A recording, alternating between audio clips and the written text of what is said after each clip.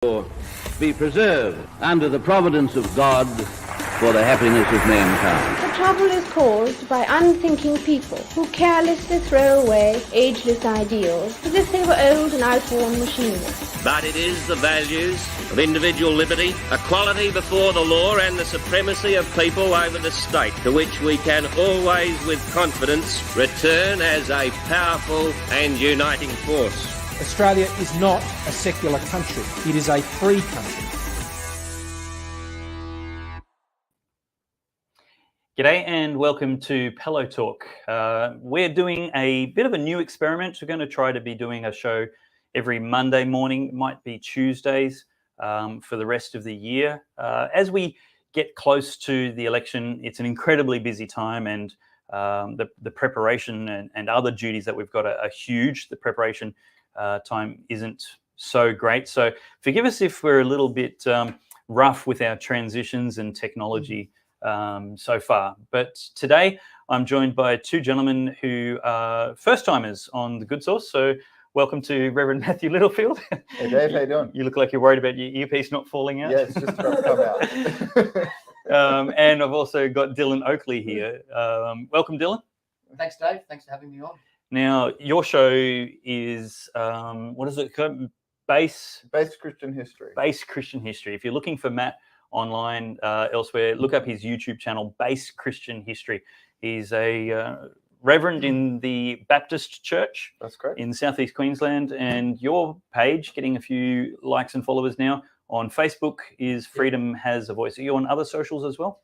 No, I'm not. I'm actually new to social media, Dave. So, tackling Facebook is enough for me right now. Yeah, awesome. Freedom Has a Voice for now. So the format we're going to try and work with in this new show is, and it's not really a new show, it's just a format in a season, temporary thing we're doing on Pellowe Talk. And that is that I'm going to have guests on and we're going to try and contribute a thought each and then discuss it together. So we'll have a little bit of conversation that follows somebody's thinking out loud. Now, Matt, you're actually quite a historian or quite studied in history. And what other areas have you done a lot of study and reading and research in?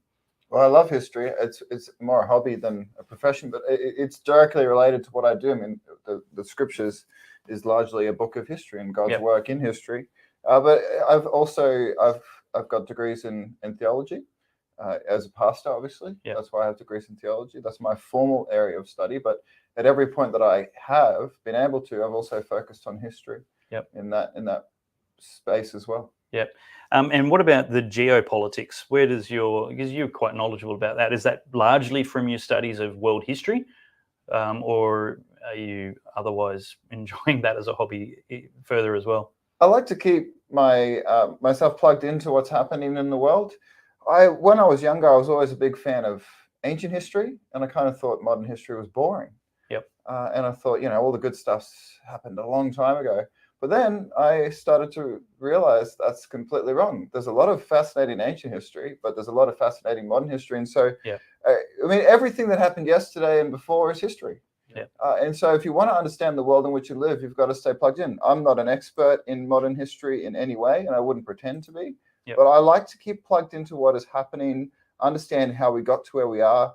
And that really comes down to, because I'm a pastor, we have to understand the world and why the world is the way it is. And what we have to do as Christians is apply the word of God to changing the aspects of the world that we are part of. And that's just simply obedience to God.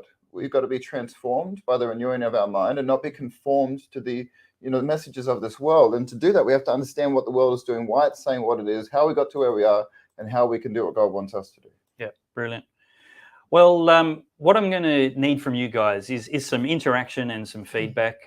We will be putting your comments on as we have our discussion and maybe engaging with you a little bit as well.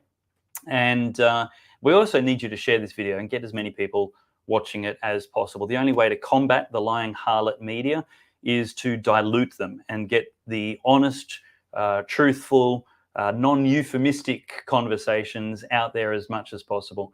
We're going to be talking about the Ukraine today.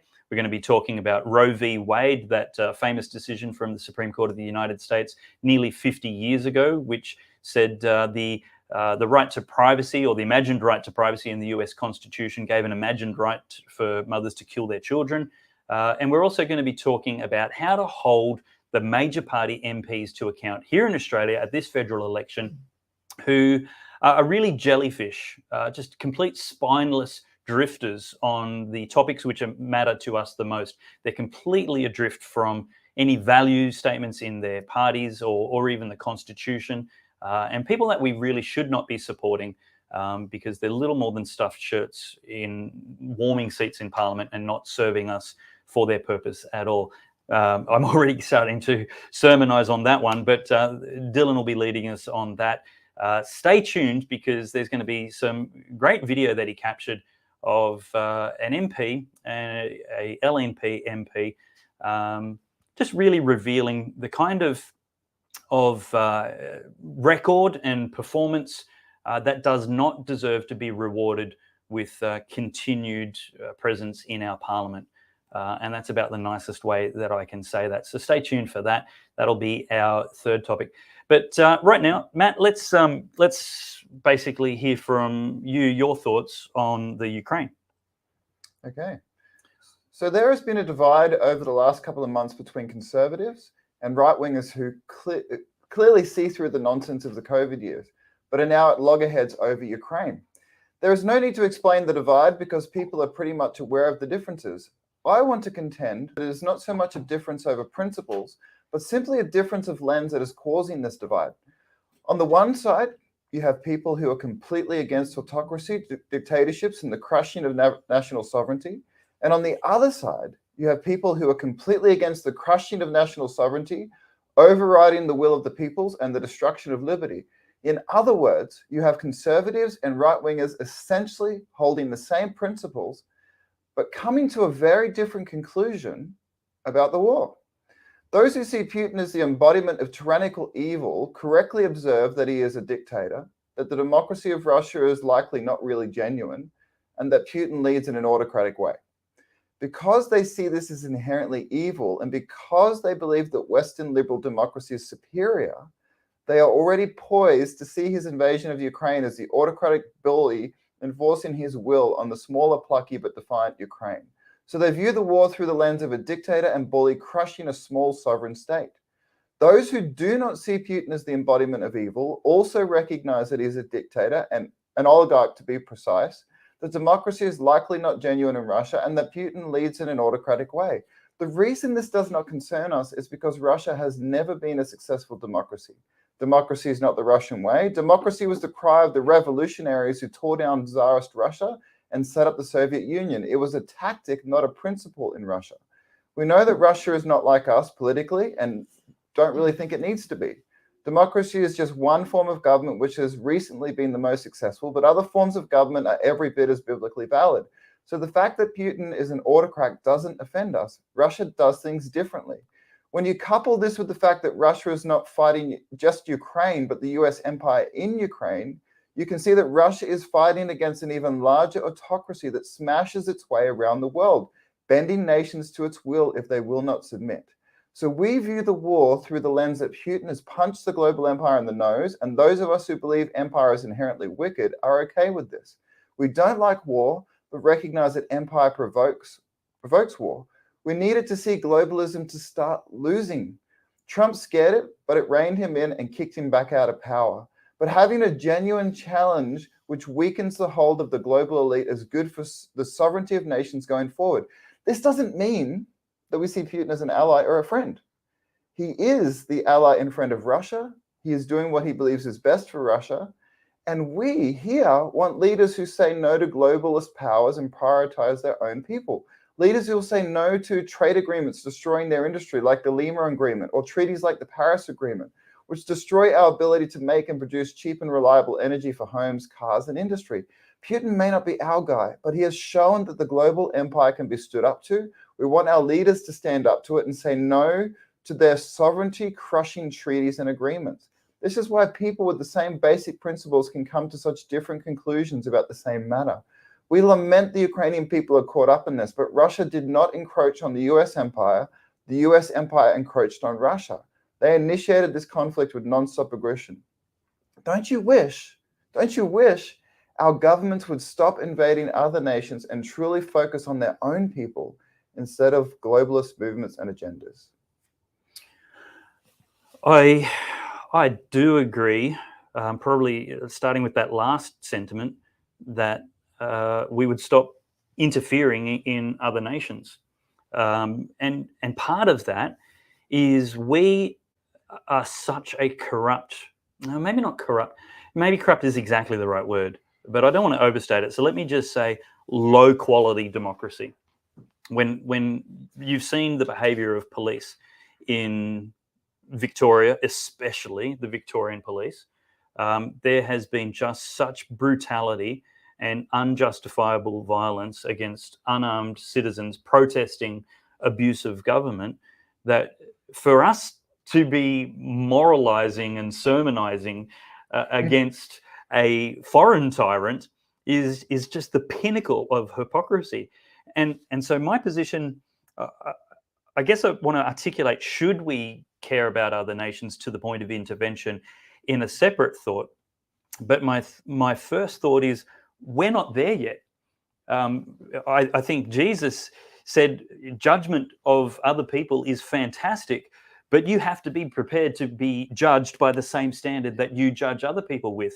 And so you hypocrite, get the beam out of your own eyes before you try and help other people with the splinters in their eyes. And I think that's where we are. We have so stuffed up foreign interference and domestic justice for recent decades and weeks that for us to say we want to help Putin with his low quality democracy and justice, we're not qualified to be helping him yet. Absolutely. I mean, we've got a lot here to get our house in order. Our house is out of order, and things seem to be a little bit calmer right now. But one of the big problems with what's happening is just blatant hypocrisy of the West. I remember reading recently that China moving into the Solomon Islands was a red line for Australia. I mean, last I checked, went about 1,000 miles away from the Solomons, and yet people condemn Russia, saying that NATO moving into Ukraine is a red line. None of us like war. None of us like war. But one of the big problems we have is the West acts with an arrogant hypocrisy on the world stage, and people are noticing it. I remember years ago, I was an ardent Western advocate. I believed that we were really trying to set up democracy in places like Iraq and Afghanistan. It's laughable to think about that now. But more people are waking up to the fact that we're not as good on the world stage as we said we were. And to your point, which is precisely correct, we're not as good on the domestic stage as we pretend to be. About a year ago, people were locked in their homes, locked in their streets. They weren't allowed to go more than a few miles from home. And now the media is trying to scare us about that happening in China. Like, we haven't gone through it ourselves. Like, are they the bad guys for doing that? You saw what happened in Victoria during the lockdowns. There's just so many issues with this. And I think what's happened is that we've had the media come, and our governments are the same position, teach us what position to have on the Ukraine-Russia conflict. And I get tired of seeing these headlines that say the Russia-Ukraine conflict, everything you need to know, So we're going to find out right now everything we need to know about this. And I think for a lot of people, there is now a healthy cynicism about what the media get into concert and tell us what we should believe. It's almost like a red flag if we go straight from a COVID narrative that was being very much one-sided through the media, and people have woken up to that, so to speak, and then they're told to now move on to this new narrative and believe it 100% without question. It's almost like this is something we need to investigate. This is something we need to ask questions about. And you're right, we need to look at the NATO build-up along that Russia-Ukraine border over years. We need to look at the instability in the Ukraine. There's that principle of the Nazification in that population there that would have been of concern to Russia.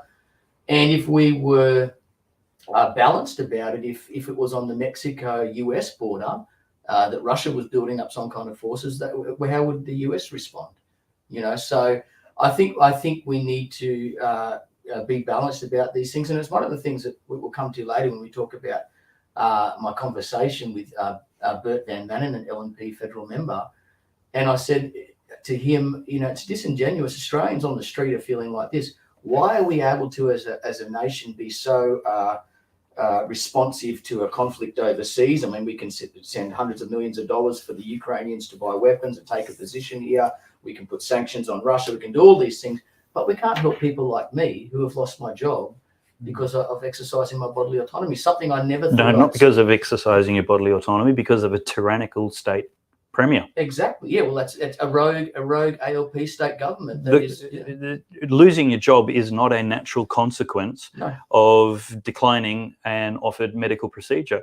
Losing your job in the way you have is a consequence of tyrannical abuse over government. 100%. Yeah. And that is 100% something your local federal member should be at the very least speaking about. Even if we believed all of their propaganda about being powerless because of the Constitution, which is absolute rubbish, it was, at the very least, they should be railing against that tyranny and saying, forget what's going on in the Ukraine. We have people being oppressed right here in my electorate, and I'm going to speak up for them. I'm going to speak out for their rights and freedoms. Wouldn't that be novel? Well, the word is solidarity. We just want to see these politicians show solidarity. And I said that directly to Bert. I said the correct answer, rather than blaming a virus, which is what the government tend to do, even if you had blamed the state government and railed against them, as you said, and said, they've done the wrong thing, we wish we could change, etc. That would have been better than immediately just blaming a virus. Because, I mean, a virus, there's a public health emergency if we want to accept that it was that at some stage. The government has the right and should have a response, but they must get the balance right between a public health response and individual freedoms. Yeah. They got that wrong, so wrong, and they've got to admit that. Let's come back to the virus, but your point obviously is focusing on the Ukraine is hypocritical because of the failures to defend justice right here at home. And force feeding us a narrative about what we are to believe and what we are to think about the Russia-Ukraine conflict is something that we have learned not to do, it's particularly over the last 2 years. So, Matthew Littlefield, what has the mainstream media told us about the Russia-Ukraine conflict? What's the prevailing understanding which is wrong? What's the misinformation that you can correct? Because, I mean, frankly, I haven't looked into it, and I haven't listened to a lot of mainstream media. But my bottom line thought is Putin should stay on his side of the fence. Yeah, so there's a lot to answer that question, but I guess one of just to break it down to its basic constituent parts, the media has basically been saying that the great dictator is rampaging across Eastern Europe, and it's our job to defend democracy. And in defending a democracy which banned political parties that opposed the government, which is Ukraine, not Russia. That happened in Ukraine. So I think I understand this bit. I think I've heard this before. Essentially, Ukraine banned pro-Russian political parties because part of, essentially, there's this conflict in regions that once were part of Russia, and whatever, maybe Russia's put citizens in there that are Russian speaking and want to agitate and infiltrate to be part of Russia. But in response to that perceived threat, the Ukraine actually banned those people and provinces having that representative voice. Yeah. Is that right? Yeah. It's actually fascinating to see how we can actually, with a straight face, say we're defending a traditional democracy. Yeah. It's ridiculous. Yeah. But getting back to sort of answer this, but getting back to the main point in my editorial at the start, I've got many friends on the conservative or the right-wing side of the political divide who are like, Matt, you were so consistent against standing against tyranny on COVID. Why aren't you standing against the tyrant Putin? And my simple answer to that is I'm continuing to stand against tyranny. I'm continuing to stand against the same global empire that was behind that tyranny we just experienced and is behind the encroachment in Eastern Europe. I believe it was said by one of the leaders of NATO, one of the early leaders of NATO, or one of the American presidents. I can't remember the name of exactly who said it, but they weren't going to move 1 inch after the 1990 post-Soviet era borders towards the east. It's a long broken promise. It's an incredibly incredibly obvious broken promise. But that global empire has been moving further and further east. Now, we just saw what that empire did to our own way of life. Yeah. Now, I'm not saying I'm on Putin's side. As I said in my editorial, Putin's not our ally. He's not our friend. He's Russia's ally and he's Russia's friend. And what I want, and it's just very basic, very simple. I want our leaders to be our allies and our friends. That's right. That's what we should have. That's my point. Yeah. And so I am standing against tyranny, and I believe it's a consistent tyranny. Yeah. And so, I mean, getting into the exact, as I said, I'm not an expert, getting into the exact geopolitical structures of the Ukrainian government and the Russian government, that's a very complicated discussion. Yeah. And I'm not the best person to get into those details, but what I do want to see very clearly is our leaders stop supporting globalist movements that destroy sovereignty and freedom. And that's what's happening in Eastern Europe. Yep. Now, they will present it in the exact opposite. We're fighting for democracy. Yeah. Remember when people thought we were fighting for democracy in the Middle East? Do you remember that? Do you remember thinking that and now realizing how silly that idea was? Yeah. So, yeah, look, I think you're spot on with your point that you crystallized there, because it is a case that even watching this, it seems like Putin has got himself offside with the globalists. I believe he was a WEF member himself, or a young part of the forum himself.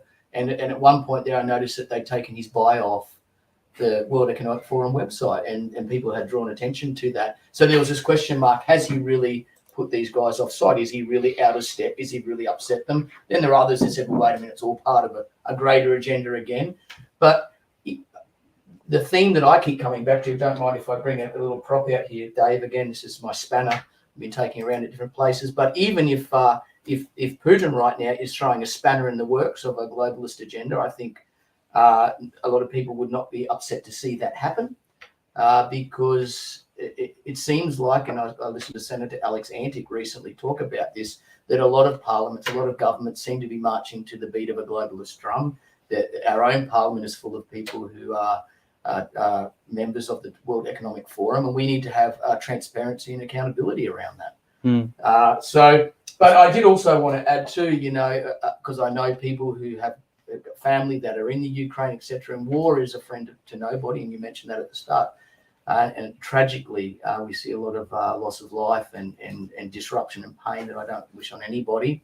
So there's no real winners in a war. But we do have, I think the media have treated us like idiots in many ways, and tell us how to think and lower it down to who's the good guy, who's the bad guy.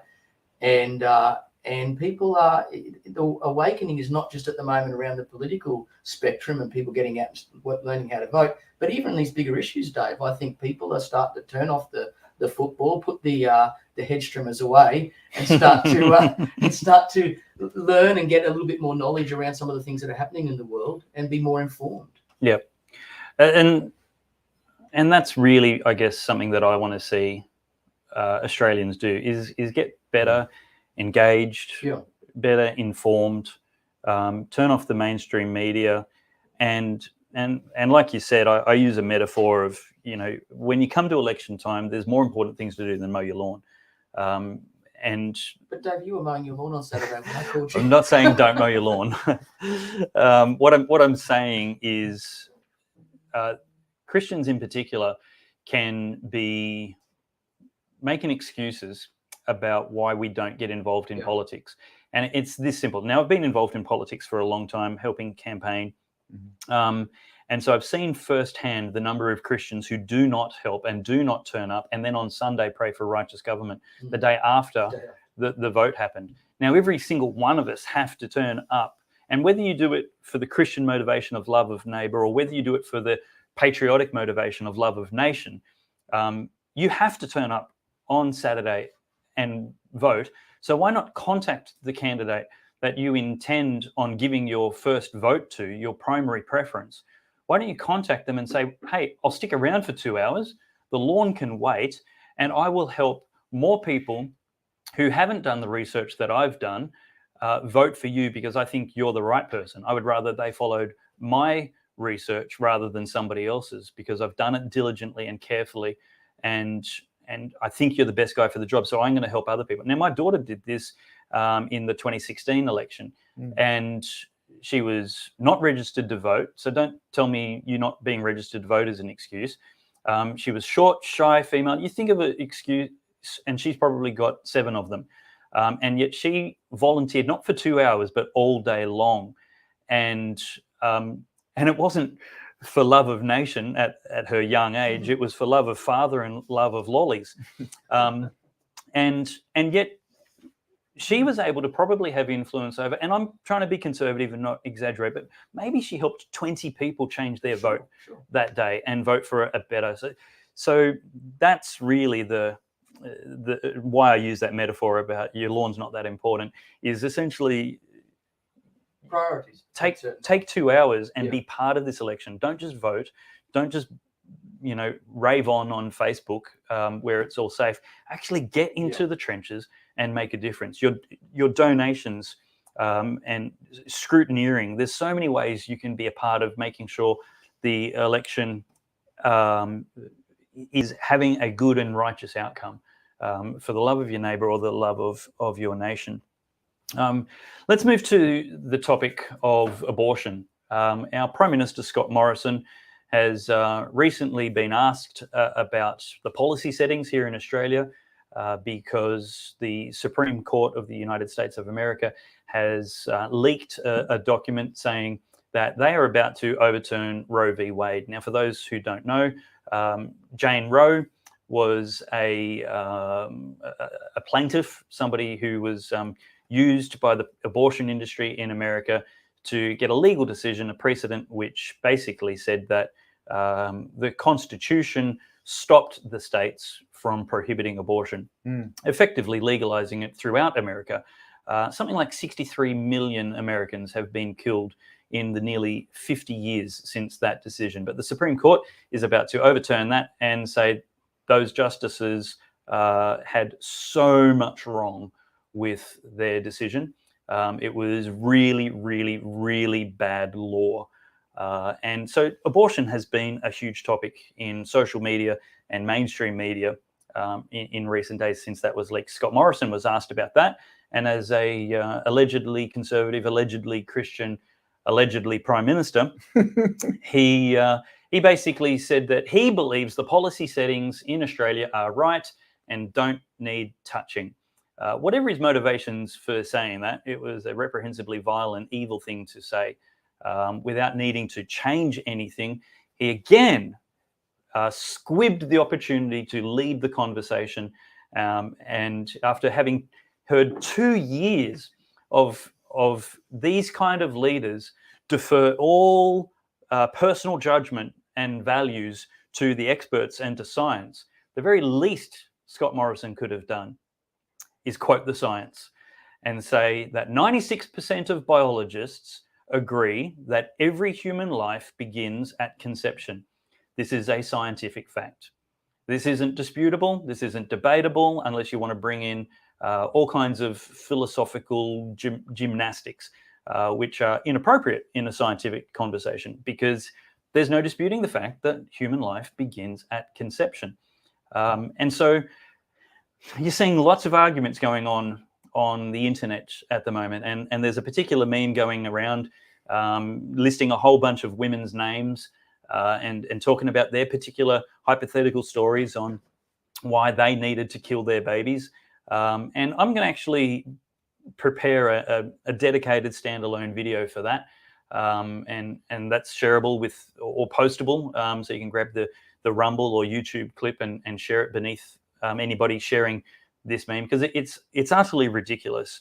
The first line in the Facebook post that's going around says, "I am not pro murdering babies," and then it spends the rest of the text and rhetoric that they've used to justify why it's okay to kill babies in certain circumstances. So that's the first thing to call out.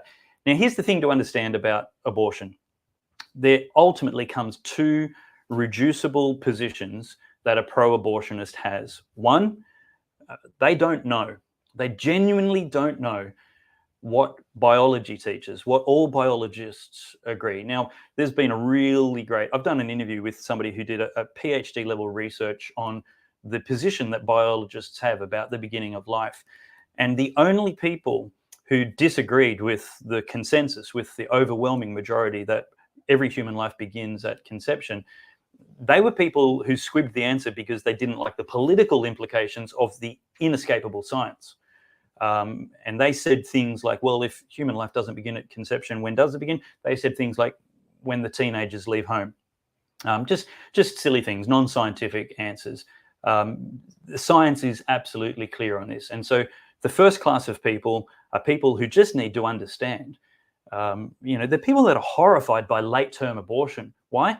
Because it looks like a person, because it looks like a baby. It's got a head and arms and feet are clearly distinguishable, and they've seen them at 26 weeks, 24 weeks, 22 weeks, prematurely delivered, and every medical intervention offered to save that life because we know it's sacred at that time. Why? Because it's easy to tell.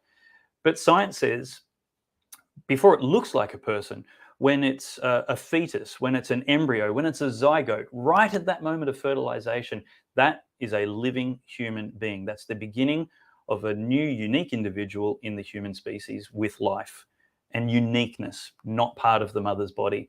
This is inescapable science. So the first group of person can be helped just by pointing them back. They'll say all kinds of other distractions, but just be drawn back to but when does human life begin?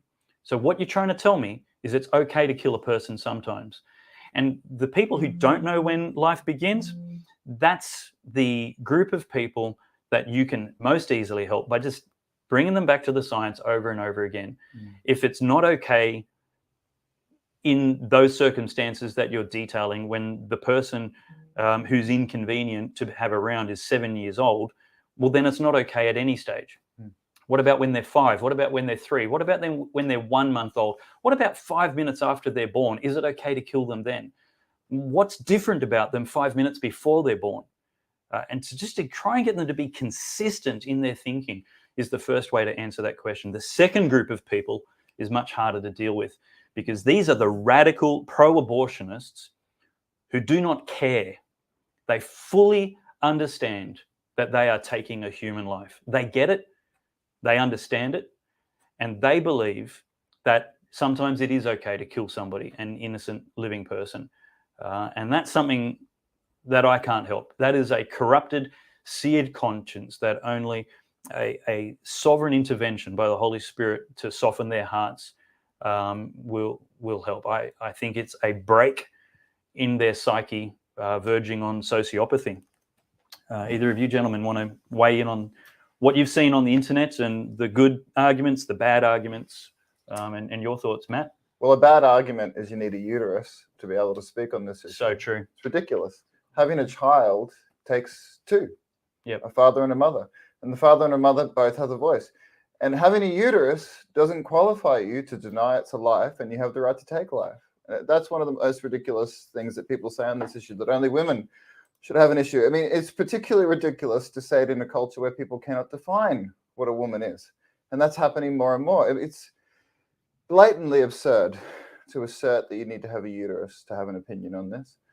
And I know young men who have been hurt by that opinion because they haven't had a say in what's happened to their children. It's to their own children. Exactly, to their children. And it is their child. It's their child and their partner's child. So that's one of the biggest problems. This goes to something I wrote about the other day. There's this passage in 2 Peter chapter 1. And Peter's talking to people he's writing to, and he's saying that he's going to continue to remind them of these truths, even though they already know them and they're firmly established. He's going to continue to teach them the same basic truths again and again and again. And this is what, I'm a preacher, I'm a pastor. This is what pastors do. We preach from the Word of God, and we preach the same truths again and again and again. That's what the job of a preacher is. And I've heard people over the years say, so often people who grew up in the church actually say, I don't need to hear preaching so much anymore because I've heard it all before. And they kind of scorn preaching a little bit and think, well, you know, you preach the same things. It's a little bit repetitive. Why do I need to hear it? But just take one look at society, the secular world, where the word of God has been withdrawn from education and so many aspects of society, and look how quickly people forget the basic truths. Like, you don't have the right to take a life just because it gets in the way of your choices in career. Yep. There are the government doesn't have absolute authority over every aspect of your life. There are so many basic truths people have forgotten because they haven't been reminded of these basic truths again and again and again. And what it comes down to at the end of the day is people's consciences have been allowed to become seared by a lack of contact with convicting truth. And the truth is, you do not have the right to take a life. And we should celebrate the overturning of Roe v Wade. And this is not a settled issue, and we should look forward to seeing this issue overturned in our own country. Yeah. Anne Hughes basically articulates the opinion you were just refuting, we were talking about. And she says, when you have a uterus, you can have an opinion on this. Women must have bodily autonomy. Life begins when it can live outside the mother's body on its own. I mean, maybe we can deal with this bit by bit. Women must have bodily autonomy. I don't disagree. Does anybody disagree? No, not at all. And bodily, that's what we've been fighting for all through bodily vaccine. autonomy. Do you disagree women should have bodily autonomy? Including the women in the womb and the boys in the womb. That's what I was going to say. There's bodily autonomy for both, you know, both humans, the mother and the child, you know. So yep. I think what you said at the start, Dave, is true. We have to come back to definitions, and we have to come back to fundamental principles before we then start to, otherwise our arguments fall apart as soon as we put them forward. Yep. Well, Anne also says, life begins when it can live outside the mother's body on its own. Interesting fact, 100 years ago, a baby born 4 weeks premature had a very, very low chance of surviving. 8 weeks premature, nearly no chance of surviving. At 32 weeks development, very, very little chance. So according to Anne, scientifically speaking, because a baby born 8 weeks premature 100 years ago had very little chance of surviving, that baby was not actually, in fact, alive while it was in the womb. But we've had medical advancements since then, and we can now easily sustain the life of a child at 32 weeks development outside the womb. So now that baby is alive. 32 weeks development, it is alive scientifically. That's a life. But 100 years ago, that's not a life. So I guess that's chronological discrimination. Well, there are doctors who can do specialized surgery on congenital conditions inside the womb before the baby is even born. I mean, think of that, the remarkable skill in that, but also the remarkable truth that is pointing to. That's a child. You know, you might not have heard this word, or you may have heard this word. Have you ever heard of the word homunculus? No. Homunculus. I like to. Is that from Harry Potter? I have no idea if it's in Harry Potter, but I like to stir my kids sometimes and call them homunculi or homunculuses. I don't know what the plural is actually, but what the word means is a small, tiny human being. Wow. That's what the word means, and in fact, that is what people once believed was happening inside the womb. From the very day dot of conception, a small human being was formed, and that small human being grew into a larger human being who was eventually born. In fact, what did they used to say a pregnant mother was? A woman who was with child. Correct. With child. And we should bring back that definition of pregnancy. She's with child. So life begins when it can live outside the mother's body on its own, Dylan? That's the scientific definition of life. Well, I'm not actually sure that a baby can survive outside the mother's womb on its own. I think it still needs the mother. Correct. It's thanks for that. Yeah, I mean, the care straight from day one, and all of the biological needs are met by the mother immediately. Without those, the baby would perish. So I think there's a lot of pain around this. Again, it's like any topic we discuss. I just want to keep working through her comments, if that's all right. We'll come back to that. Anne says, my opinion is worthless, and she is unfollowing immediately. I'm terribly sorry I disappointed you, Anne. I will lose a lot of sleep about that, lie awake thinking about, I wonder what Anne is thinking right now. and I'm not sure how I will continue without your sage, scientific, intellectual contributions to a very, very important debate that no man has any right on doing. In fact, when we vote on this in Parliament, we should make sure that all the men abstain and remove themselves from the room for this secret women's business that we make public legislation on. She said. So anyway, yeah, I am devastated. I am devastated by that announcement.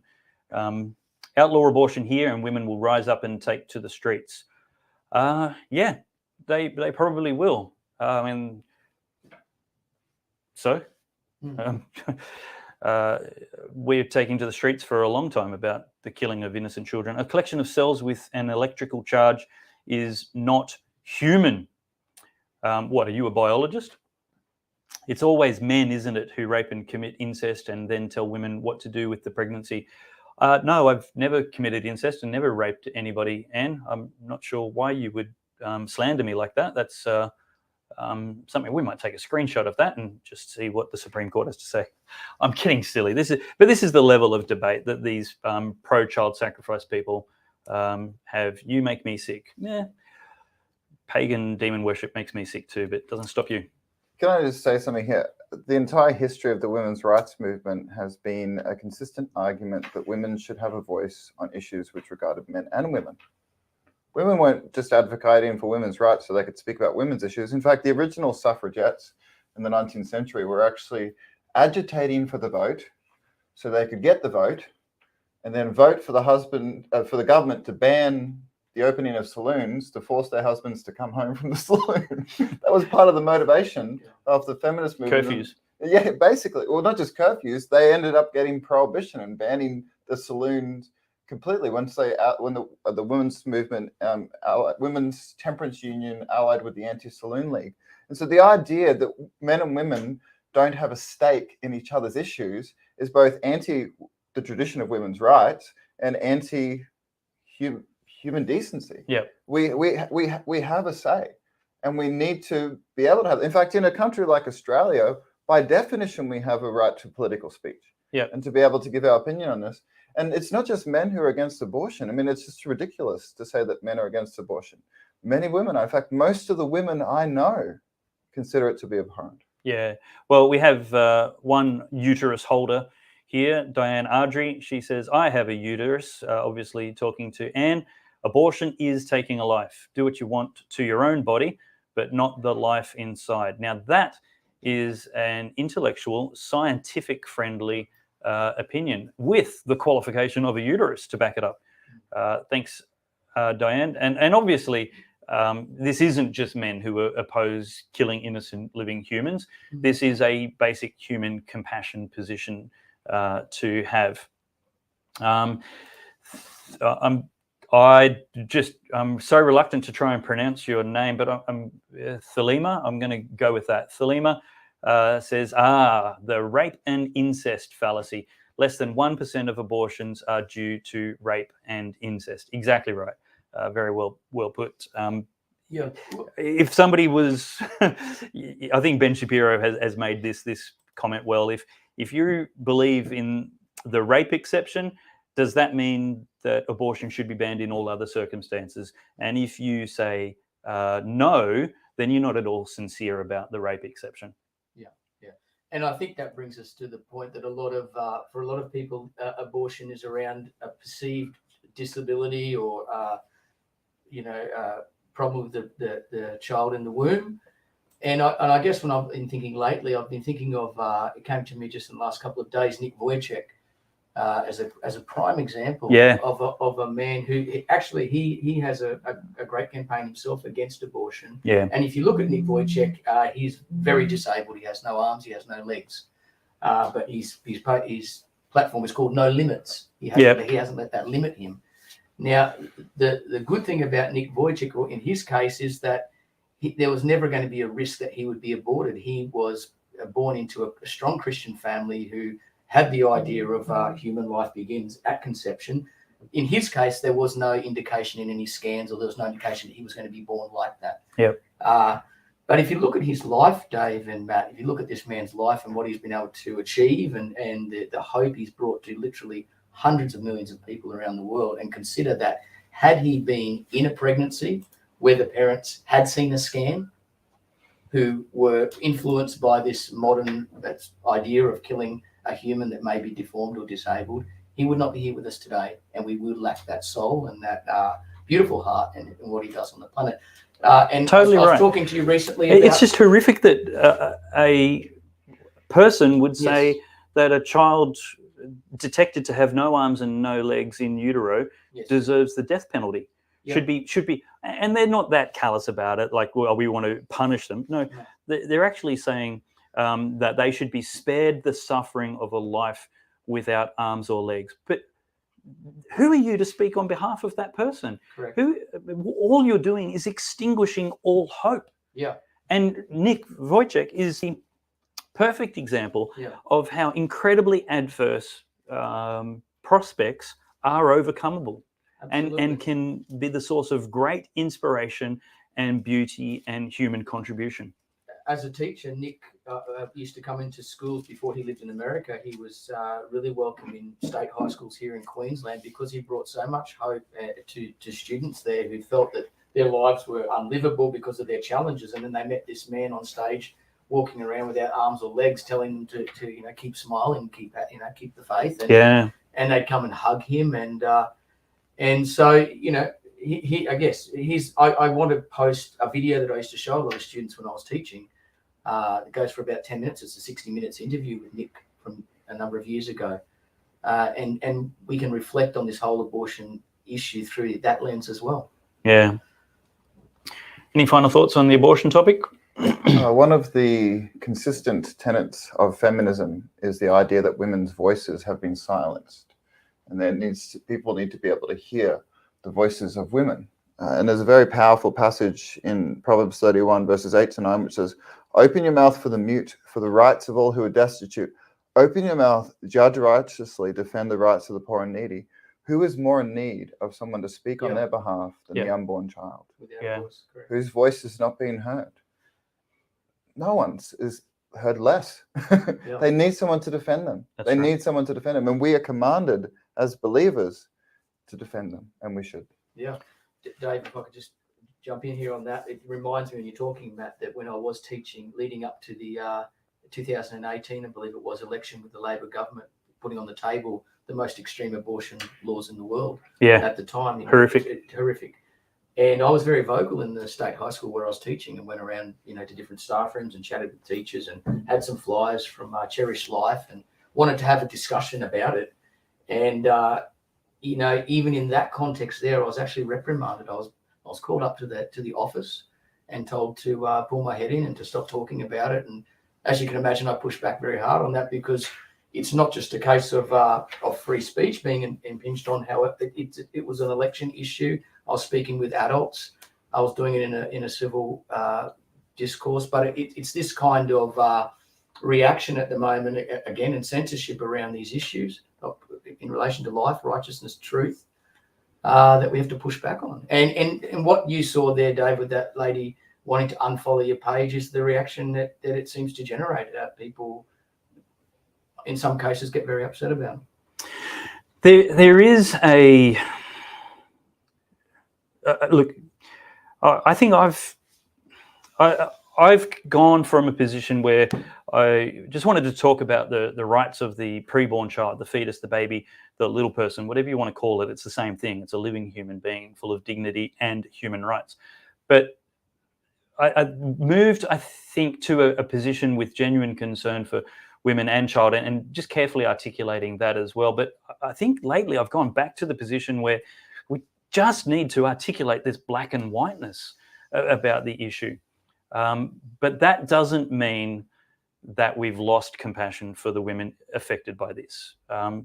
Post-abortion trauma is very real, very life-impacting, and there are hundreds of thousands of women walking with invisible wounds in our society today, whose maybe their family knows the wounds. There could be alcohol or drug abuse. There could be career destruction. The self-harming, suicidal ideation. The mental health outcomes for post-abortive women are dramatically worse than the population average. And that's because it is a fracturing of the purpose, design, and image that God put on women as mothers. And it's a complete destruction of their design for them to be involved or a participant in the deliberate destruction of their own children's lives. And my heart breaks for women who have suffered that. And I want to be part of protecting women from that. It's not just about the baby. And so if you are listening to this and you are post-abortive or abortion vulnerable, I want you to seek help. I want you to feel like you have genuine choices available to you. Yes, I will advocate for just laws and right policies and a full and honest understanding of exactly what is happening in this issue. The black and white of it is the science of it. Every human life begins at fertilization. Every human life begins at fertilization, and not when some activist wishes it would. That's not philosophy, that's science. That's when life begins. But you matter too, and you should be supported. And the only words you should hear are congratulations, what can I do to help? And we as a society need to stop failing there. It's not just about legislation, it's about us as communities and even congregations of Christians saying that whatever circumstances happened, you will get compassion, you will get support, and we will walk this journey with you, because motherhood is to be celebrated and your life will not be worse off for this. Let's move to the Thelema says, I actually got the name right. So wonderful. And she pronounced my name too. Right. Thank you, Thelema. Let's move to Dylan. I want you to introduce the video we're about to watch. Just tell us a little bit about what you do. You've got Freedom Honey here, Oaks Freedom Honey, and just set up who, like Matt never met you before today. No. So who are you? Why are you doing this? And how did you come to meet the LNP member for Ford, Bert Van Manen, which we're about to see in this video? Sure. Yeah, so Dave mentions I have honey. I'm Dylan Oakley. For those who don't know me, I'm probably I am very new to being on social media, in fact, but I'm a teacher of 23 years, and I was sharing with Matt prior that I've been barred from the classroom now because I didn't take this vaccination. And as Dave mentioned before, it's a tyrannical thing.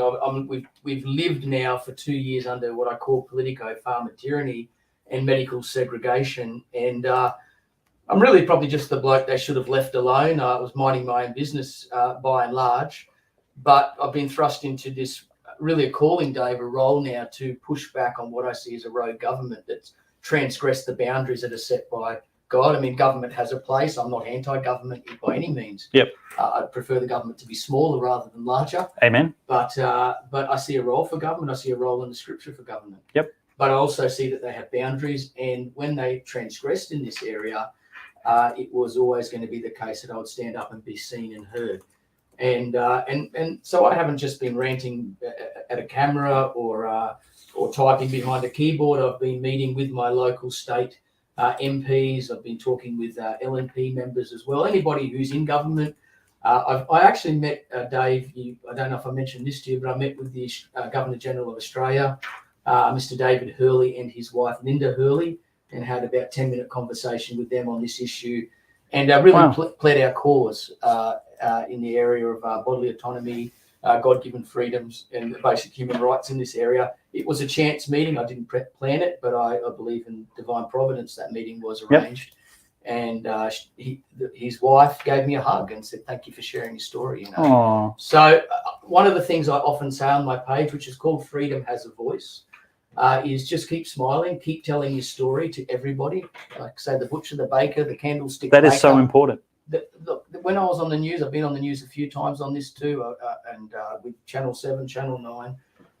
And these are relationships that I built with these journalists as well, because again, I'm not here to be antagonistic. I want to build relationships. I want to give people the chance of redemption, the media included, so that we can keep getting our story out there. I was down at the local Coles, and the checkout lady there said to me, I saw you on the news, but she knew my story That's already so cool. because I have this conversation with her when I'm there, and she knows my story. She knows I'm a teacher. She knows my stand. And then she saw me on the news. It was just to follow up from that. So I guess Freedom Has a Voice is about, and it was right back from when this started, before I had the Facebook page. I was going around in my school saying, don't be afraid, don't hide, speak. The government at the moment are rogue. They're overstepping the mark, and we have to push back. We've got a voice. Let's use it. So long story short, Dave, look, I am without my usual career income, but I am resourceful. I've never been on the dole in my life, and I never will be. Where necessity breeds invention, and I trust God for the funds to be able to keep doing what I'm doing. But one of the things I'm doing, I am a hobby bee keeper, and I've produced honey for a few years now. And I thought, look, I'm going to slap a label on here: Oaks Freedom Honey. Freedom has a voice. Let's make it heard. And it is 100% raw, cold extracted goodness. Wow! It tastes like freedom, from what I've been told. So, how much is one of those? That's $8 for a squeezy.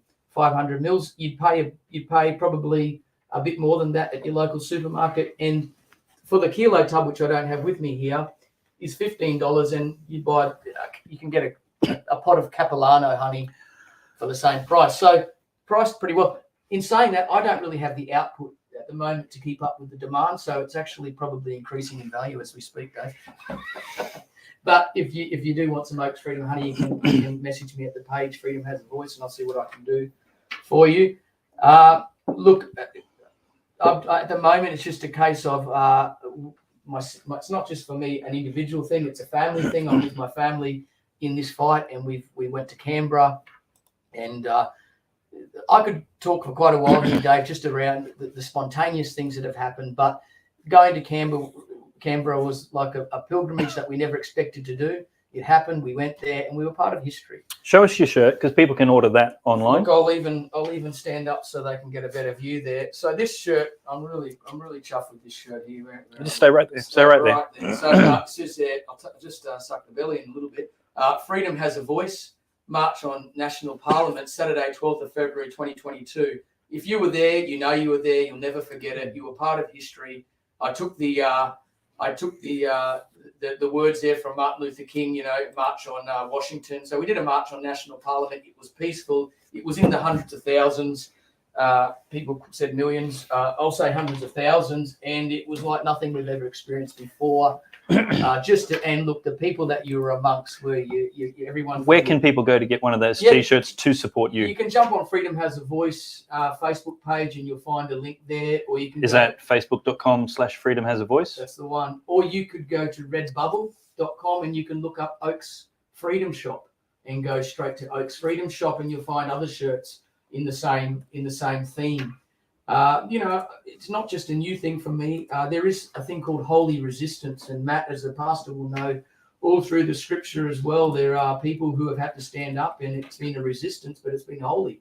Whether it's been Daniel when he's told he couldn't pray, and he continued to pray and was thrown into a lion's den, or whether it was Shadrach, Meshach, and Abednego who told they had to bow to an idol, and they knew they couldn't do that, so they resisted, and they were then thrown into a fiery furnace. Jesus is always in the fire of resistance. Jesus is always in the holy resistance. We're called to do it as Christians, and it's part of. People say, "Well, I'm not focused on the gospel, Dylan. You're focused on fighting for freedom." No, the gospel and fighting for freedom. Correct me if I'm wrong, Matt. Are all combined in a fight for justice, and it's God's heart. Like Matt said before, speak up for the oppressed. Speak up for those who have no voice. And I know that's what this page is about too. So many people have contacted me and said, I feel encouraged, I feel inspired, I feel for the first time in my life I can speak out about these things. I'm not alone. And that's been the message the whole way. We're not alone. There are literally millions of us in this country who have experienced coercion, incentivization, have been really trampled by rogue governments at the state level and at the federal level. And we're together. We just need to all start to speak. Let's never forget, if we all had said no and pushed back on this together as one, it would never have happened. But people folded. People folded under pressure. It exposed a lot of things, not only in our own lives and in workplaces, but in churches as well. And we as the dust settles, we've got a lot to look at and analyze and think about, and even repent, because we were kind of caught napping with this. And but we've learned a lot, and if we can be humble about it, we can move forward, and this can never happen again. And part of that, Dave, is the fight that we have right now leading up to the federal election. There is a democratic revolution underway, and there is. I'm excited to be part of it. And you know what? This is two-layered. This is one of the themes I wanted to bring into the Church and State Summit at the beginning of this year. And for those people still waiting for the videos, they are this close to ready. I just need to get them out to you. I'm so sorry for the delays. But one of the themes was the political revolution is happening, and we need to be aware of what's happening. Politics has changed in Australia. We can't keep doing the same thing that we did before and expecting the same outcome. No. Clearly, partisan loyalty to the Liberal Party, as at least they're not Labor, is no longer a voting strategy to protect our freedom, our liberty, our justice, or even our babies' lives, Mr. Prime Minister. But there also needs to be a political revolution that we instigate, that we rise up and say, well, the wheels are turning, but we are going to turn the wheels. Absolutely. And so there's a direction that we need to go on. So probably in that spirit, you found yourself in Park Ridge Park recently. I did at Carver's Reach Park. And before I go there, because I don't want to forget about this, Dave, some action steps we can all do to be part of this democratic revolution. We can't, at the moment, just think, well, I'll vote for the Liberal Party. That's what I voted for. The Labor Party. That's what I voted for. We need to be diligent. We need to get active. And the wonderful thing is I'm meeting more and more people. That's what's happening. In fact, their families are wondering, wait a minute, you've changed. You're not talking about the weather anymore. You're not talking about the rugby league ladder anymore. You're not out there trimming your rose bushes anymore. You want to get all political active all of a sudden. What's wrong with you? Calm down. And they say, well, no, I can't, because, I've been awakened, and I've been, trampled on, and here is a great cause. So right now, what we can do is we can get to know who our minor party, freedom parties are in our electorate. We can start to get to know who they are, do a bit of research, look on the webpage, get along to candidate forums that are in your area. Yeah, very important. Yeah, people are funding all this so that we can go there and question and hear them. And I'm the kind of person who listens to somebody. I don't just listen to their words, but I want to know, have they got a fire in their belly? I can tell if somebody's reading something from a book or whether there's a passion in them. So figure out who your minor party candidates are that you can really trust. I'm saying unless your major party candidate, a major party sitting member has shown solidarity with Australians through this terrible dark period of the last 2 years and has been outspoken and has fought against it publicly, put them last, and then put your minor party candidates in order, your freedom party candidates in order of the ones you would like to see elected. Not only that, motivate people around you. Talk about this. I think that demonstration of solidarity has to be more than lip service. 100%. What does that kind of demonstration look like to you? Well, it has to be outspoken in opportunities when it's come up in either media interviews, in Parliament itself, when there's been bills on the table with in terms of voting. I mean, there was Pauline Hanson's One Nation Party put a bill to end the mandates in the federal Parliament there, and that was a good opportunity for people to. Craig Kelly had one as well. Yeah, Craig Kelly. That's a good opportunity for people to speak up and stand up and be noted on the record for standing against it. It's not hard. I like to say it like this: people like myself who are fighting and in this freedom community know who our friends are, Dave, and we know those who haven't had our back, and we know those who are our enemies. It's very, very clear to us. That's a really good question. Yes. Did you vote for either Craig Kelly's anti-mandate piece of legislation, or did you vote for Pauline Hanson's piece of anti-mandate legislation?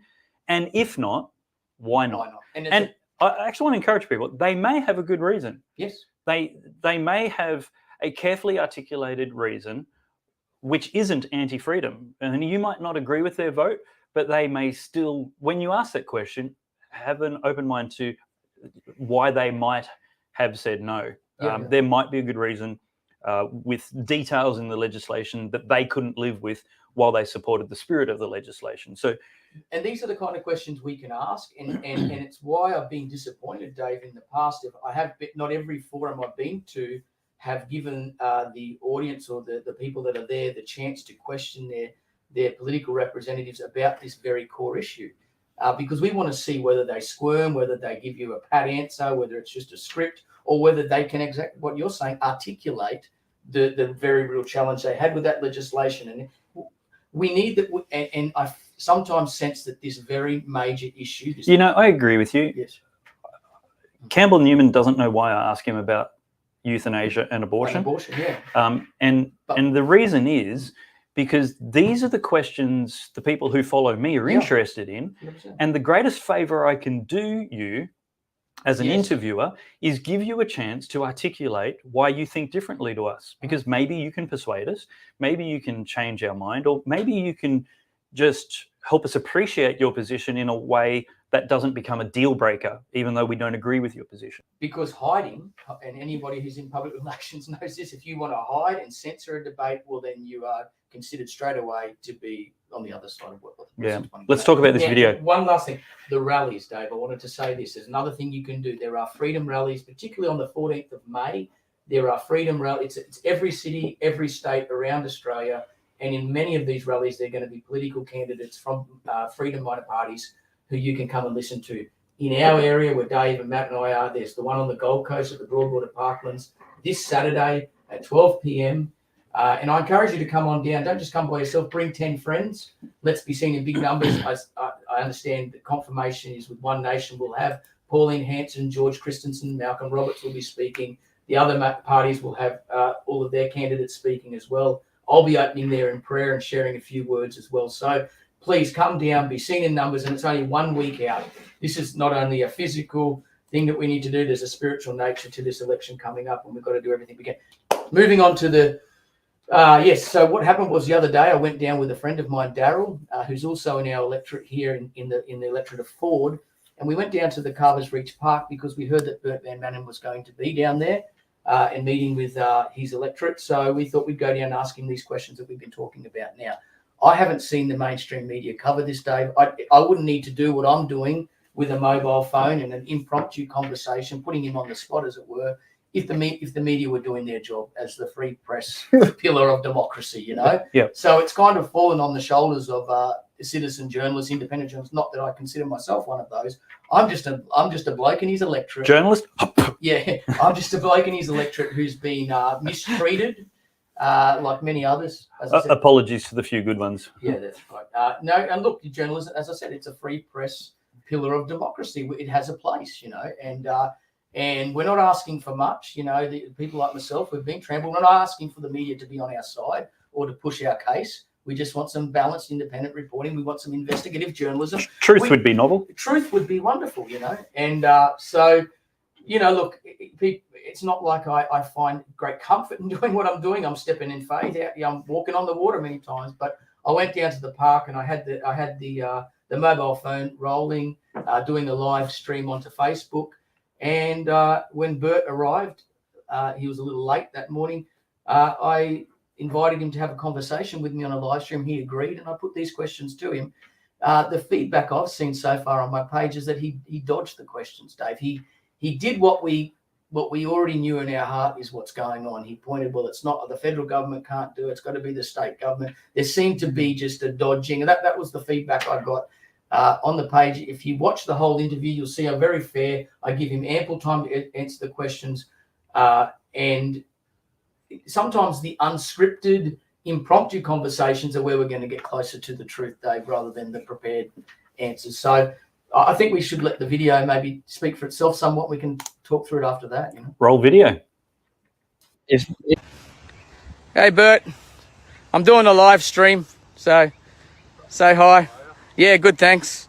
Yeah, we just kind of did a live stream. We were waiting around for since 9:30, so I think this one there's a groundswell that I'm detecting. I'm calling it a democratic revolution. It might not be what you want to hear, Bert, but there's a groundswell of discontent at the moment for the major parties. It's why people like me are doing what I'm doing. And you got any idea why that might be? Oh, it's been a difficult 2 years for everybody, Dylan. Do you mind if I just give you this? I want people to be able to hear what you're saying. Yeah. Oh, it's been a difficult 2.5 years for everybody. You know, COVID, floods, fire, a whole range of issues. So, you know, it's understandable that people are frustrated, a bit worn out. Yep. And so, it's perfectly understandable. Now, you mentioned COVID in there, and that has been something that people raise as one of the reasons that we've had a difficult time. Would you say it's COVID that's been the problem, or is it more so the government reaction to a virus? Well, we have a responsibility to make informed decisions based on the information we get from experts, and that's exactly what we've done as a government. And I think as a federal government, we've done an extraordinary job keeping our economy ticking over, support for business, keeping people employed. That's been critically important to the result of where our economy is today. We have a 4% unemployment rate. We have an economy that's going along as one of the best in the world, and I think we should be very proud of that as a country.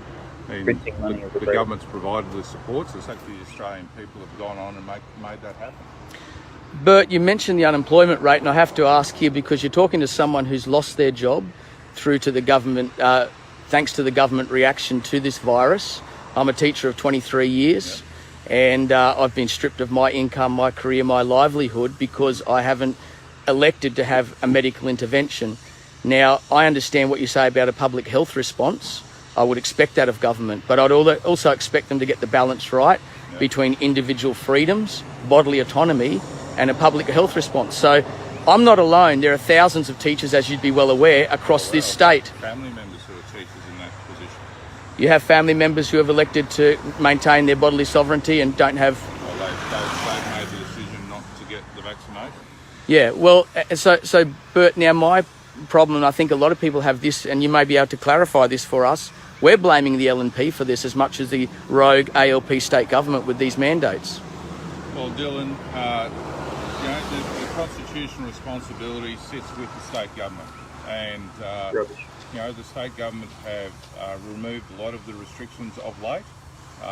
So I'm still out of work. Well, that's a question then to ask the state government as to why they've still maintained those restrictions when they've released plenty of others. You can now go to clubs and mix freely with people. The state government created the digital certificate which enabled the enforcement of the mandate. That decision rests with the state government. Is that the Prime Minister has made it very clear he's very supportive of a mandatory vaccination across the country. I'll quote him. He said, I want to make this vaccination as mandatory as possible. I don't think he has any desire, any wish to see the states relax.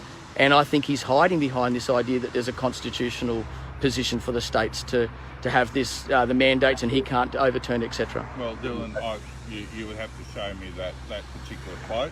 I'm not aware of that particular quote. Our policy as a federal government remains and hasn't changed. How can you have not heard that? You may not have heard it, but you voted. You can choose to get a vaccination or not. Now, here's one thing you could do to really make it difficult for them. Why would you not take away their access to the National Immunisation Register? That's how this is being facilitated. This cruel system of medical segregation is being facilitated by the federal government's given access to the National Immunisation Register. Well, actually, that's not correct. They don't have access to it. You provide them access to it when you provide the links through the app, but they don't have access to it as of right. So if I am clear that I don't want my information shared with the state government, etc., then I would be exempt from having to follow these mandates, correct? Well, that's a discussion to have with the state government as to what exemptions they're prepared to apply. Now, the other thing, Bert, I was going to ask then, who's in charge of the AEC, the Australian Electoral Commission? Is that a federal body? They're a federal body. Why then, for me to get a little bit of casual work with the AEC at this next election, would I have to have double vaccination? Because that's a requirement with the AEC. Now, that's a federal body. You'll have to ask the leadership of the AEC, but it's not been a mandate by government. But sure. See, this is where you can. This is where you can come in, Bert, and say, well, wait a minute, what the heck? We'll get that fixed up. That's a federal body. We don't have mandates apparently as a federal government. So we'll get that fixed up, and I can get some work, and I can get a bit of pay. I'll take that up with the relevant ministers. That's Ben Morton, who's the Special Minister of State. Yeah. That's the responsibility of the management of the AEC, and if that's what they've decided, that's where it sits at this point. Just to be fair, Bert, I just don't want to hear politicians anymore just blaming and pointing and saying it's this, I can't do that, and I can't do this. We want can-do people in there. And that's why I believe we're going to get a balance of power in this federal government now, with minor parties. Dylan, you want can-do around certain areas, right? I've delivered a list of projects right across the spectrum. Upgrading the Mount Lindley Highway, upgrades to the M1, the exits on the M1, a range of sporting and community projects to make this community a better place. You don't have a job, you can't use it. So it's not that we aren't doing things, right? You've got a particular issue around some of the management of how COVID was handled, fair enough, right? That is one part of a much bigger picture and set of responsibilities we have as a government, and I'll continue to work on all of those finishing things. with this. As I said, I'm happy to raise that issue with Ben Morton and see what his response is. I appreciate that. That'll go a long way. And Bert, I'll just say this, I'm going to finish on this. It's been a very dark 2 years. It's been, in a sense, psychological warfare. We've wondered what's going on. We've got government breathing down our neck, trying to inject us with something we don't want to be injected with. Now, that's our right. Okay, so to say about the Mount Lindley Highway, to me, is low priority. I live here, I travel on the Mount Lindley Highway, but we're talking about, as far as I'm concerned, I'm not alone. I believe there are millions of us who say, if you didn't, Bert, stand up and show solidarity with us and get in there and at least fight back against this assault on our individual freedoms and our conscience, well, we're not interested in anything else you've got to say. But I'm going to allow the viewers to make their own assessment. Well, Dylan, you've got your views, as do other people. Yep. Right? And that's the beauty of a democracy, as you said. Beauty of a democracy, Yep. right? I don't have to agree with them either, right? Yep. And there's aspects of the discussion I don't agree with, and your views I don't agree with, but there's others I do. So let's have a civil discussion. Happy to do that. Yeah. Right. Do you mind if I just video your interview? Is that okay? Excuse me for one sec, Darryl. Yes, my friend. You might not video me, please. I just want to ask what you're doing here. I'm here because I'm a citizen of this electorate, Okay. and I'm here to talk to Bert, which I've done. Okay. Yeah, and I'm Who are you recording for? myself. Okay. Yeah. So, Look, I can have a chat to you off camera if you like. A bit later on. Yeah. No, that's okay. I don't need to justify myself to you. I don't even know who you are. What's your name? So you don't want to be on video. What's your name? if you turn the camera off, I'll have a chat. No, I'm not turning it off right now. Sorry. Stop being a bully. Yeah, exactly. I'm not being a bully. You are. Okay, it looks like we've got a bit of an incident, but Good on you. Good on you. Bert, is it right for this guy to shut me down? Yeah, but he said turn it off, and he said turn it off, and he started, demanding that I turned off, and who am I, and all this stuff. I don't even know who he is, to be honest. Yeah. I think. Yeah. Politicians Thank you. have the power to stop To injustice show, by hey, pushing their these hand. mandates I are don't wrong. want to. You haven't verbalised it, or I haven't seen much written about it. I have said that on public record. Yeah, but are you attending rallies? No, I'm not attending rallies. Well- because I've got a responsibility to attend community events here in my what? to rally in Brisbane. So you're telling me that He doesn't attend thousands of rallies people because he's got to attending go a to rally community about events. freedom is not important to you. No, It's not about- those rallies are important for those people. My responsibility is to community events I have on here in the electorate. If he was against the with mandate, he other would be getting a place to constituents speak at. who have made other decisions. course. And so I'm going to attend local community events. I'm not going to go to a rally in Brisbane or Sydney or anywhere else that they've made. Well, the decisions that have been made. So what's the price of a cabbage now? Any idea? Oh, come on, mate. Don't be No, silly. I'm not. No, I'm not. Mate, No, you're being you're- silly no, I'm now. not. No, let me You're just. being- The reason I asked It's that okay, question. sorry. No. Mind Get not out of recording. Oh, you're involved in the conversation, Yeah, the mate. reason Come I'm on. asking that question It's an is interview because here. you're telling me It's the not an economy is interview. strong, You asked for an interview. You know, Don't ask and all I'm asking is, What's the matter with you? This you is the whole thing wrong with democracy, my friend. Yeah. He just said it's great that we're freedom out here of doing speech, this. Mate, I've been Now, come on. shut down for Tell him to 2 go and years. sit You down, post- surely. You told me that it was. You told me that it was an irrelevant question. Are you conducting it? Yeah, no, I'm. Thanks so much, Bert, and it's appreciate. I mean, like you said before, when we were both talking, this is democracy, and this is the beauty of it, that we can come out. Excuse me, so you're just in between Bert and I. Yeah. It's great that we can come out and chat like this. Wow. Well, there you have it. That was the abridged version, of course. So if you want to watch the whole lot and get the context and all the bits in between, jump onto Freedom Has a Voice on Facebook and you can watch the whole lot.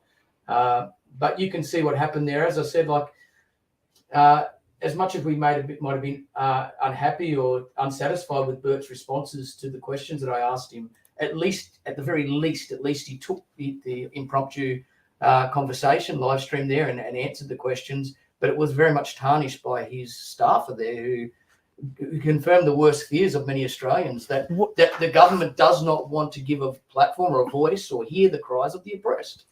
What on earth does a staffer think that an elected federal representative has to fear from a constituent with a camera? Yeah. Like, why do you need to protect your MP from a constituent with a camera? Like, I mean, surely transparency in government, like you said, and that was really good, asking Bert to confirm if he believes in transparency while his staffer was proving the opposite. It's like, answer the questions. It's election time. How can you not answer the questions? Where were you? What basis do you think that you refuse to participate in legislation because it's unconstitutional, but you refuse to participate in a Supreme Court case against closing borders? Have you read the Constitution? Like, come off it. You can't be weak on this. Why did your government pull out from defending the Constitution? Because you're all a bunch of windsocks blowing with the wind and no spine at all. It's utterly impotent and cowardly, and that's exactly why your staffer needed to protect you from a constituent with a camera. Yeah, well, I mean, I believe one of the reasons they withdrew from that High Court challenge was because the politics wasn't on the side of opening the borders. Aristotle... Zero leadership, just following from the front. Yes. Aristotle writes something very interesting in his book Rhetoric, or as Dave would say, rhetoric. I'm going to go with Dave on this one. It's a bit of an in-joke that we've been having today. But in his book Rhetoric, he talks about the fact, and this is a principle we all understand really, that too much of a good thing ruins it. And he says specifically in the context, too much democracy ruins it. And what he means in that context is when people use their democracy to vote away their right to freedom, they've ruined it. Yeah. It's no longer democracy. You can't invert something, overuse something and still say that's what it is. Yeah. And that's part of what our politicians have used to justify supporting or not speaking against this wickedness which has been happening, because the polls said at certain points, I mean, that things were supported by the electorate. So what? Yeah. Justice is not an opinion matter. That's right. It's not about opinion polls. It's about what is right. And frankly, if the LNP government couldn't find a way or the reason to use their resources and access to the courts and other things to fight against these mandates more avidly, then what good are they? Why do we need them? We want politicians in place who are going to stand on principle, even when the weight of society goes against it. The Liberal Party saying, oh, we couldn't do anything. One, that's nonsense. That's absolutely nonsense. And no one buys it. Well, right. Sorry, very few people buy it. And the only people I know who buy it are avid, blue to the core supporters. They're right? partisan. They're not objective. Exactly. They're not honest. They're not accurate. They're not right. But even if they couldn't do something about it, which we don't agree and we don't support, don't believe, then avidly speak out against it publicly. Get behind your Liberal party mates who did. Yeah. Gerard Rennick, Senator Antic, and previously Craig Kelly, who was one of you guys. And George Christensen is another one. Yeah. And there's other MPs who haven't been outspoken who have crossed the floor and supported Craig Kelly's bill. Yes. So it's a load of tripe that Bert Van Manen couldn't vote in support of that bill, because members of his own party in his own House of Representatives did vote in support of the bill. Imagine that. I mean, the constitutionality of that bill gets decided by the High Court. You put the best politic forward that you can, and that was clearly it. If you want to improve on the bill, then you vote for amendments. But the constitutionality of it is a question for the High Court. And there was plenty of your learned colleagues who disagreed with you, Mr. Prime Minister, and Mr. Local MP, who uses it as some kind of weak dishwater excuse for squibbing your responsibilities and defending freedom. absolutely appalling. Well, Dave, I don't know if it showed up on that particular interview there, if that bit was in it, but when I asked it, did that show up there? I asked him about what did you vote for Pauline Hanson's? No, it didn't show up for some reason. So, but that's on there if you want to go back and have a look, because I specifically asked him, did you vote for Pauline Hanson's bill to get rid of these mandates? And he said no. And I asked him why, and he said because it wasn't constitutionally valid from what he'd heard. And I said, well, why couldn't we have just fixed that up? And I didn't mean obviously change the constitution, which he assumed I meant, but I meant, why don't we make the bill constitutionally valid and get it across the line, do everything we can, at least be seen to be trying to do that, or as you say, let it be challenged in the court system in the interests. And that's exactly how this works. Yeah. That's exactly how this works, Dylan, is the government, if they had a will, certainly could put forward a bill that they believed was unconstitutional and affect the right outcome until the bill was challenged and make the states take you to court and prove it wrong.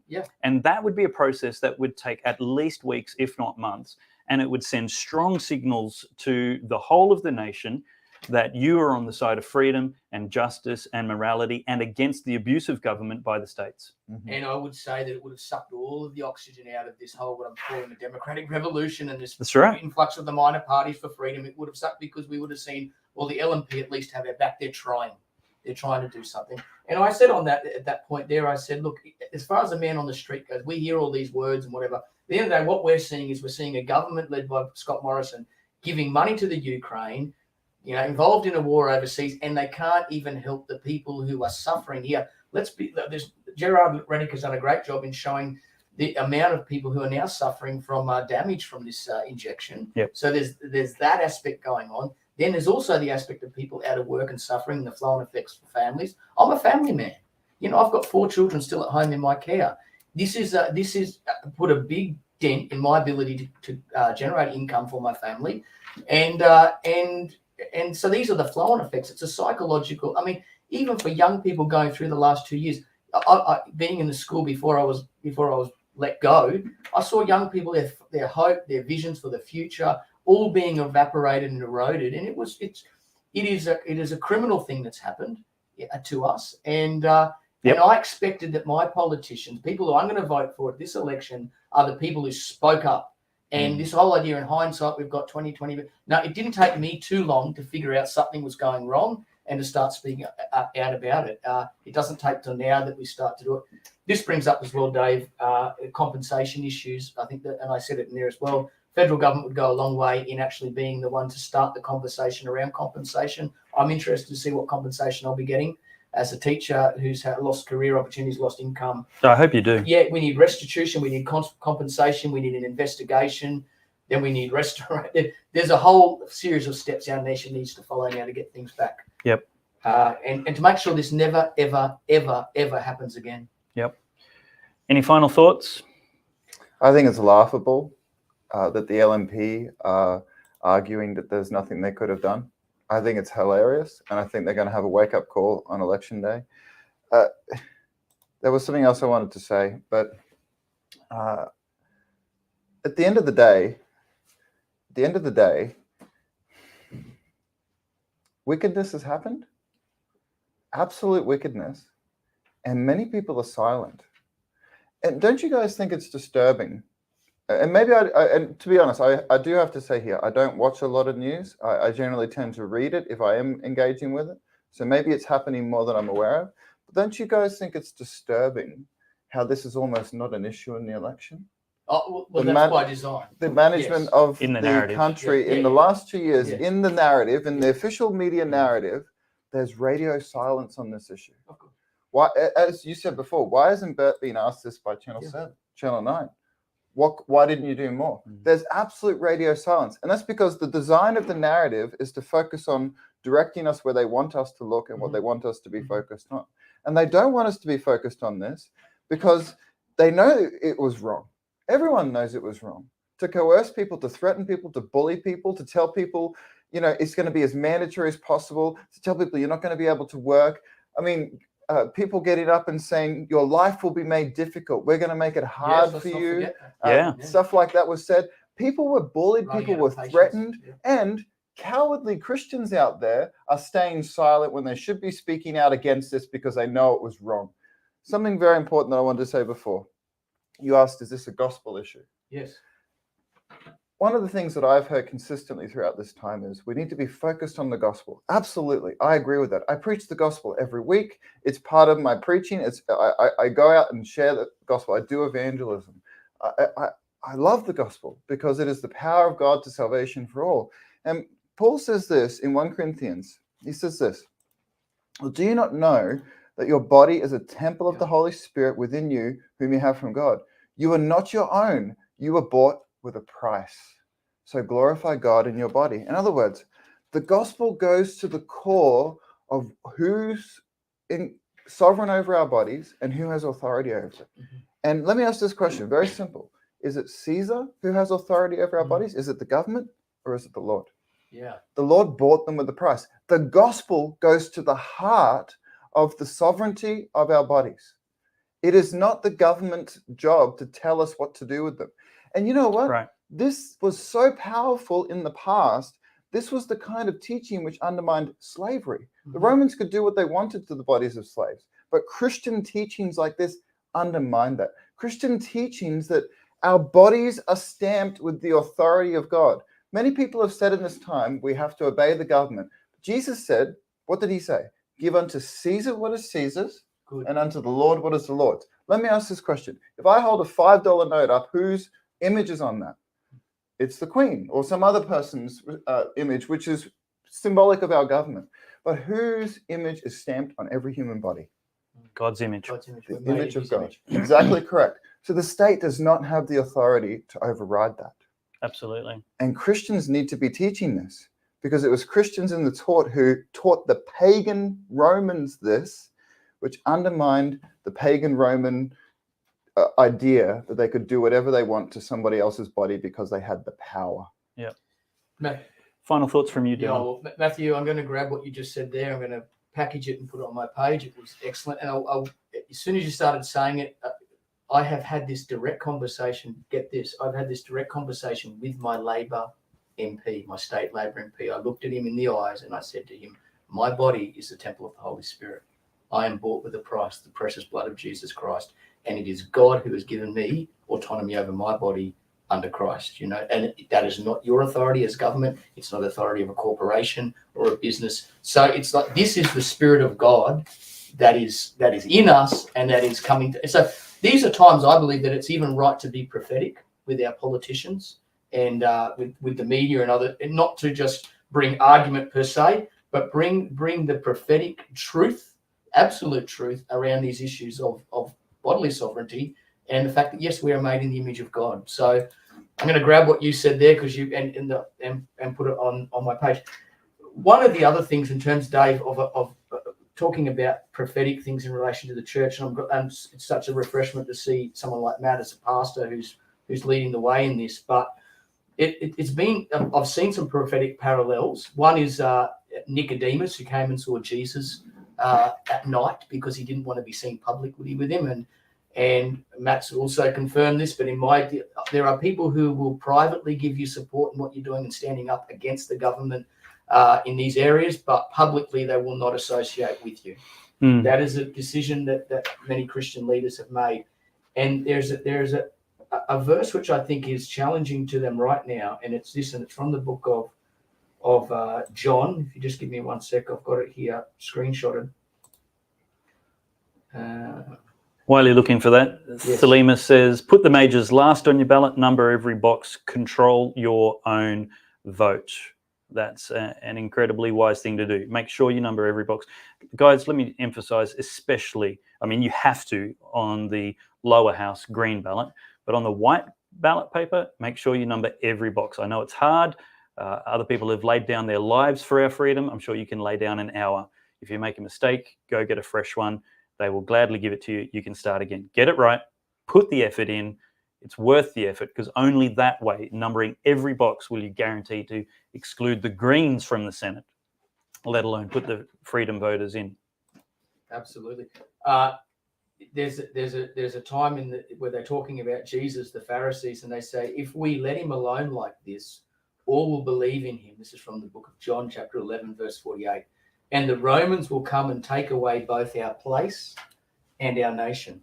So it came to me that there is sometimes a concern, a fear that our place, and in our modern churches at the moment, there is a place in relation with the government and funding and all of this, that they are concerned.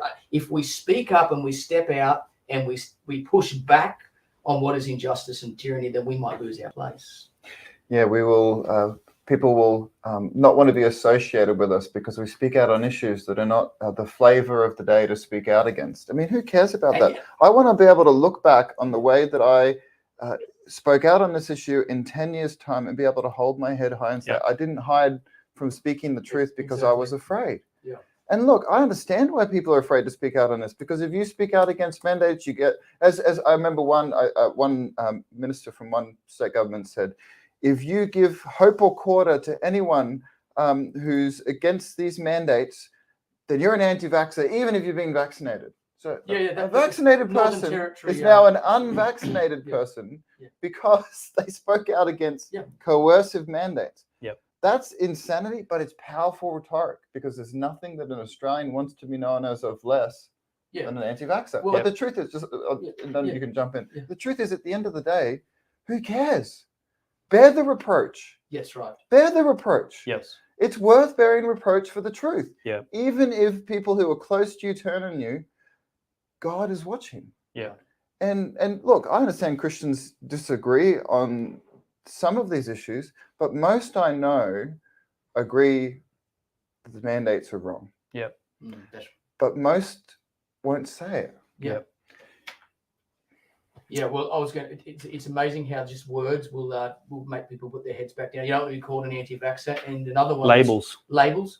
It's another one that's used very effectively as conspiracy theorist, and we've seen that. And I know that there are wacky conspiracies. Don't get me wrong, but that term has been used to shut down debate for many years. And the interesting, if you look at the origin of the term conspiracy theorist, it was first used by the CIA around the time of JFK's assassination. To stop speculation that there could have been more than one shooter, et cetera, et cetera, et cetera. Yeah. Now, if we look back on that event, there are very few who just believe the official narrative of what happened around John F. Kennedy. But that label has been used to shut down incorrectly. I mean, I was in staff rooms at the high school where if you talk about, well, what if the virus came out of a lab, and conspiracy theorist. So anything that challenges the narrative now is a conspiracy theory. Often they end up turning out to be not so far off the mark. After all. Yeah, that's right. The difference between a conspiracy theory and a conspiracy is about a month. That's a month. That's right. I want to finish with this quote from a really, really fantastic Christian activist by the name of the Reverend Dr. Martin Luther King Jr. And he said this: "The church must be reminded that it is not the master or the servant of the state, but rather the conscience of the state. It must be the guide and the critic of the state, and never its tool. If the church does not recapture its prophetic zeal, it will become an irrelevant social club without moral or spiritual authority. If the church does not participate actively in the struggle for peace and for justice, it will forfeit the loyalty of millions and cause men everywhere to say that it has atrophied its will. But if the church will free itself from the shackles of a deadening status quo and recover its great historic mission, will speak and act fearlessly and insistently in terms of justice and peace, it will enkindle the imagination of mankind and fire the souls of men, imbuing them with a glowing and ardent love for truth, justice, and peace. Men far and near will know the church as a great fellowship of love that provides light and bread for lonely travelers at midnight." And amen, Reverend King. That's exactly what we need to do right now. Both as patriots and as Christians, we need to recapture the prophetic zeal to be able to declare truth, justice, and peace as the conscience of the state. No, we don't believe in what some radical secularists call a theocracy, where the people that rule the church rule the nation. But we do believe in the very necessary integration of people of good character and conscience in politics, in that voice to guide and be the conscience, saying here's right, here's wrong, and we do so for the love of our nation and for the love of our neighbour. And because of that, the church will not be less popular by refusing the status quo. We will be more popular by refusing the deadening status quo. That's pretty much it for this episode of Pellowe Talk today. We're part of the Good Source platform, and you can become a Good Source supporter to help us produce more shows like this. This particular panel conversation we've done today is something I want to do more of, probably Monday mornings, maybe Tuesday mornings, for months yet to come, sometimes with different panelists. So let us know who you love, who you want more of. Damien Curry is also expressed interest. Alexandra Marshall will be coming back. And we've got other, random things planning to happen. And we might just film this on a Monday morning, edit it quickly and get it up Monday night. But this is something that we basically can't do without your support. This is a full-time enterprise.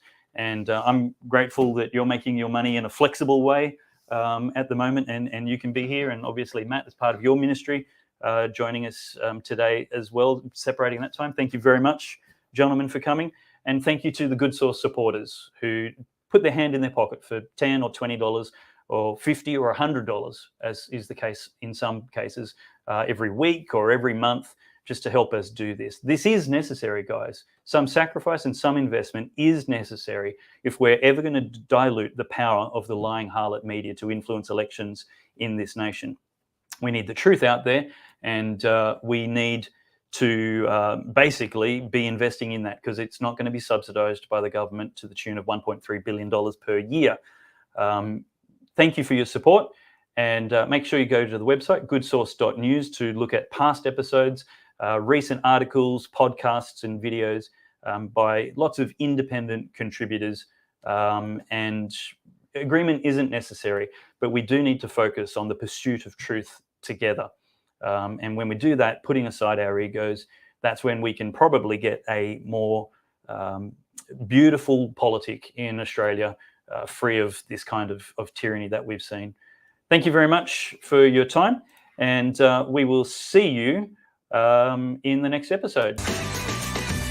Today, we need a special kind of courage. Not the kind needed in battle, but a kind which makes us stand up for everything that we know is right, everything that is true and honest. We need the kind of courage that can withstand the subtle corruption of the cynics, so that we can show the world that we are not afraid of the future.